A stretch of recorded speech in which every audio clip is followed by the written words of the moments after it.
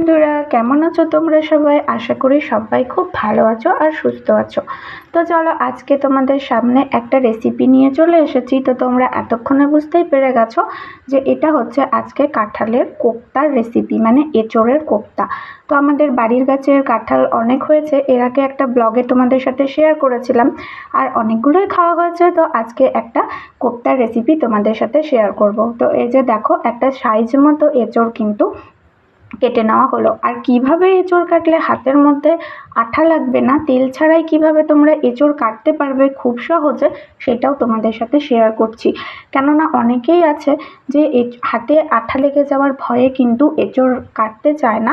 আর এখন অবশ্য বাজারেও এঁচোড় কেটেই বিক্রি করা হয়। তো তোমরা যদি এইভাবে এঁচোড় কাটার প্রসেসটা জেনে যাও, তাহলে বাড়িতেই কিন্তু খুব সহজে এঁচোড়টা কেটে নিতে পারবে। তো চলো, প্রথমে হাতে আর বটিতে অল্প করে তেল লাগিয়ে নিয়ে এঁচোড়টাকে আমি দুই ভাগে ভাগ করেছি। আর দেখেছো, একদম গাছের টাটকা এঁচোড়, কতটা সুন্দর। বাজার থেকে আনলে কিন্তু এঁচোড়ের ভেতরটা এত সাদা হয় না।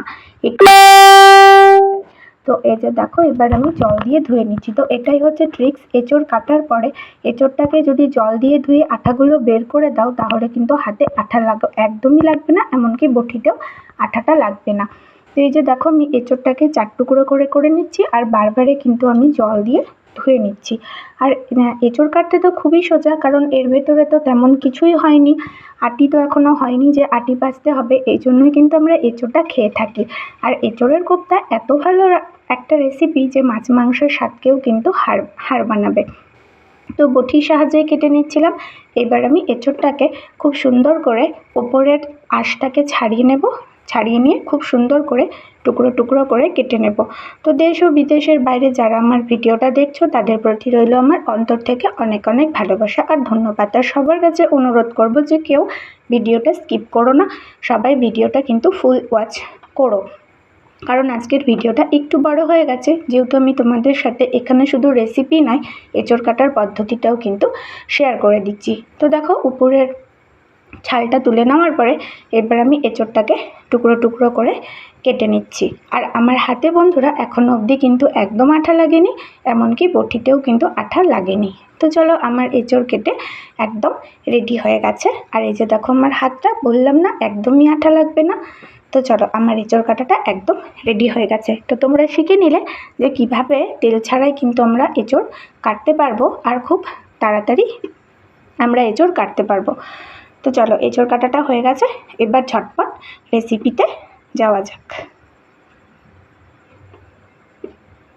তো চলো, এইবার হচ্ছে একটা নিয়ে নিয়েছি প্রেশার কুকার। প্রেশার কুকারে দিয়ে দেব জল, আর দিয়ে দেব হচ্ছে পরিমাণ মতো হলুদ। তোমরা চাইলে কড়াইয়েও এটা করতে পারো, কিন্তু যেহেতু এখানে আমি কোপ্তা বানাবো, সেই জন্য এঁচোড়টাকে আমাকে খুব ভালোভাবে সেদ্ধ করতে হবে, একদম সফটভাবে, নইলে পরে আমি কোপ্তাগুলো গড়তে পারবো না।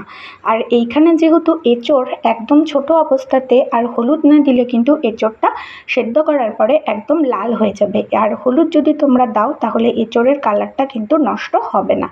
এবার আমি টুকরো করে রাখা আলুগুলোও এর মধ্যে দিয়ে দিলাম, আর সমস্ত কিছুকে খুব ভালোভাবে আমি সেদ্ধ করে নেব।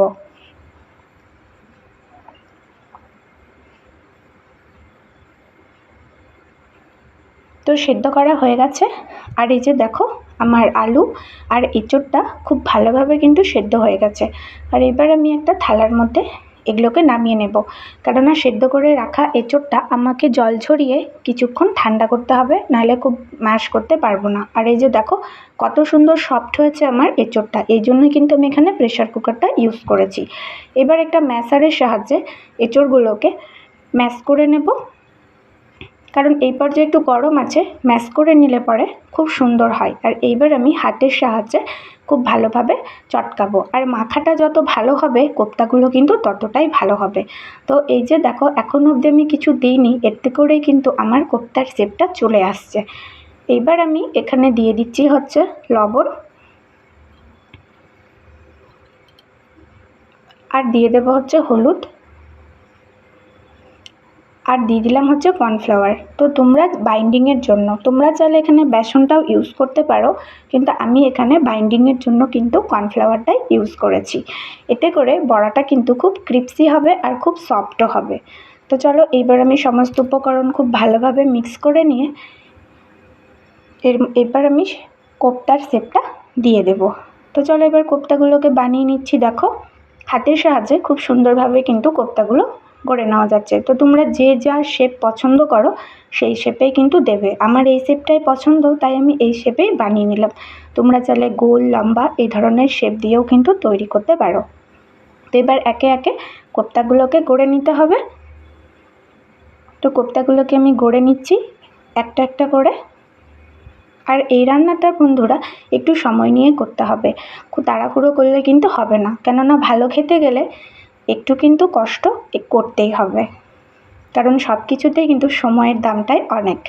তো দেখো আমার কোপ্তাগুলো রেডি হয়ে গেছে। এবার আমি কড়া গরম করে নিয়ে এর মধ্যে দিয়ে দিচ্ছি সর্ষের তেল। আর হ্যাঁ, অবশ্যই রান্নাটা কিন্তু সর্ষের তেলেই করতে হবে, নইলে পরে কিন্তু আসল টেস্টটা পাওয়া যাবে না। এবার এই তেলের মধ্যে একটা একটা করে কোপ্তাগুলোকে আমি ছেড়ে দেবো।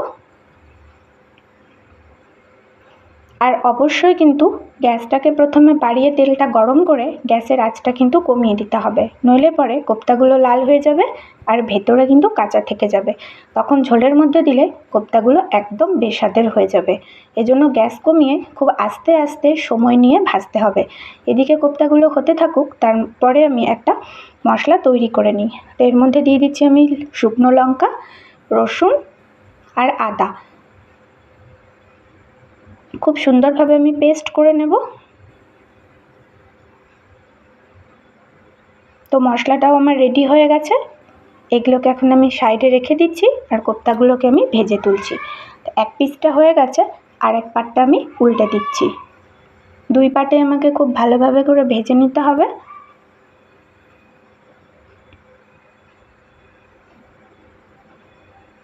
তো এক পাট তোমরা দেখতেই পাচ্ছ একদম গোল্ডেন ব্রাউন কালার হয়ে গেছে, কিন্তু অপর পাটটা একদম কিন্তু সাদাই রয়েছে। ওই জন্য অপর পাটটাকেও খুব ভালোভাবে উল্টে পাল্টে ভেজে নিতে হবে। আর প্রথমেই বললাম, কোপ্তা ভাজাটা যদি ঠিকমতো না হয় তাহলে কিন্তু একদম বেস্বাদের হয়ে যাবে, এমনকি ঝোলের মধ্যে ভেঙে যাওয়ারও ভয় থাকবে। এজন্য খুব আস্তে আস্তে আর সময় নিয়ে ভাজতে হবে, কারণ এই রান্নাটা অবশ্যই কিন্তু সময়ব্যহুল রান্না। এবার বাদবাকি যে কোপ্তাগুলো ছিল সেগুলোও আমি পাশ দিয়ে দিয়ে দেবো, যাতে আমার একেবারেই সমস্ত কোপ্তাগুলো ভাজা হয়ে যায়। আর এই যে দেখো আমি কর্নফ্লাওয়ার দিয়ে যে বাইন্ডিং করেছি, তার জন্য কিন্তু আমার খুব ক্রিপসি হচ্ছে, আর কড়াইয়ের মধ্যে কিন্তু একদমই লেগে যাচ্ছে না। তো আমার ভাজা হয়ে গেছে। এবার আমি একটা একটা করে তেল ছড়িয়ে তুলে নেব। তো একটা বাটির মধ্যে আমি কড়া থেকে আস্তে আস্তে করে তেলগুলোকে ঝরিয়ে ঝরিয়ে তুলে নিচ্ছি।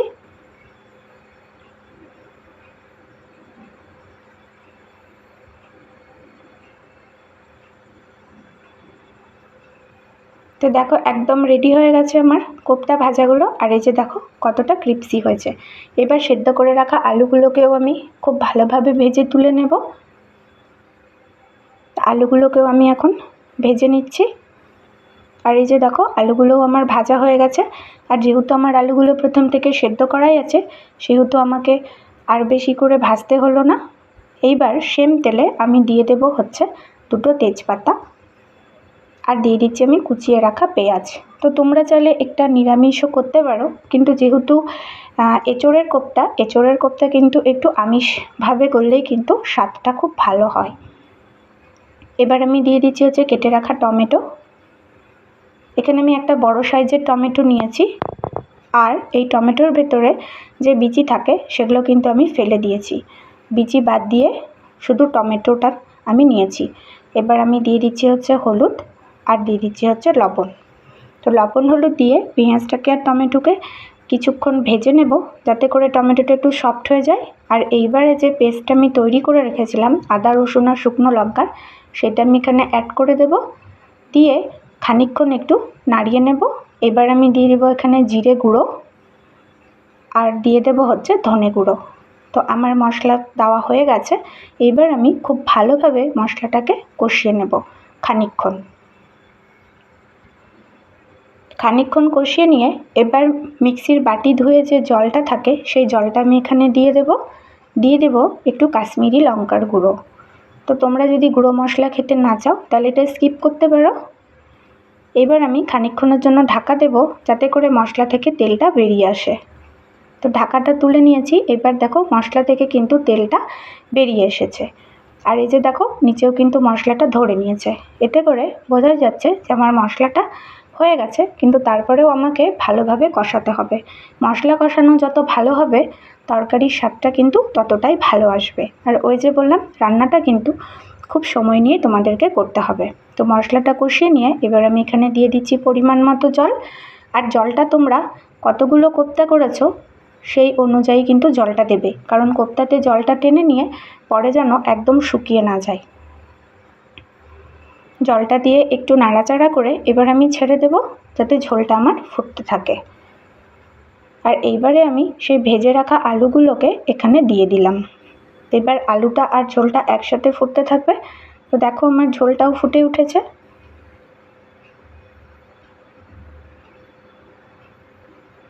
তো ঝোলটাকে আমি খুব ভালোভাবে ফুটিয়ে নেব কিছুক্ষণ। এবার দেখো ঝোলটা ফুটে ঝোলটা যখন ঘন হয়ে আর একটু কমে এসেছে, এই পর্যায়ে আমি সেই ভেজে রাখা কোপ্তাগুলোকে এর মধ্যে দিয়ে দিলাম। কোপ্তাগুলোকে দিয়ে একটু নাড়াচাড়া করে নেব। নাড়াচাড়া করে গ্যাসটা কমিয়ে কিছুক্ষণ ফোটাবো। অবশ্যই এই সময় গ্যাসের আঁচটা কমিয়ে রাখতে হবে, নইলে পরে কিন্তু কোপ্তাগুলো একদম গলে বসে যাবে, এমনকি ভেঙে যাওয়ারও ভয় থাকবে। তরকারিটা তখন একদম বেস্বাদের হয়ে যাবে। তো এই যে দেখো বুঝতেই পারছো যে আমার গ্যাসটা কমানো আছে। খানিকক্ষণ গ্যাস কমিয়ে কোপ্তাগুলো দিয়ে ফুটিয়ে নেওয়ার পরে এবার আমি দিয়ে দেবো হচ্ছে চিনি। তারপরে হচ্ছে দিয়ে দেবো আমি গরম মশলার গুঁড়ো।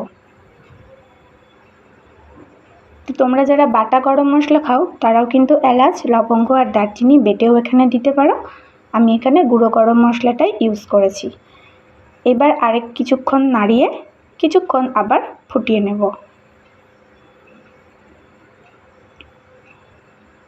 তো হয়ে গেছে। এবার আমি গ্যাসটাকে বন্ধ করে কিছুক্ষণ চাপা দিয়ে রেখে দেব, যাতে করে তরকারিটা পুরোপুরিভাবে সেট হয়ে যায়। তো খানিকক্ষণ বাদে নামিয়ে নিয়েছি। আর দেখো বন্ধুরা, কত সুন্দর হয়েছে আমার এই এঁচোড়ের কোপ্তা। প্রথমেই বলেছিলাম যে মাছ মাংসের স্বাদকেও কিন্তু একদম হার মানাবে। তো আমার এঁচোড়ের কোপ্তাটা একদম রেডি হয়ে গেছে। এইবার আমি একটা সার্ভিং বলে সার্ভ করে নেব। তো কেমন হয়েছে আমার এঁচোড়ের কোপ্তার রেসিপি অবশ্যই কমেন্ট করতে ভুলো না। আর যারা যারা এখনও এঁচোড়ের কোপ্তা খাওনি তারা এঁচোড় শেষ হওয়ার আগে অবশ্যই একবার এইভাবে ট্রাই করে দেখো। বাচ্চা থেকে বড় সবাই কিন্তু পাত চেটে এমনকি আঙুল চেটেও খাবে। তো আমার রেসিপিটা আজকে এই পর্যন্তই।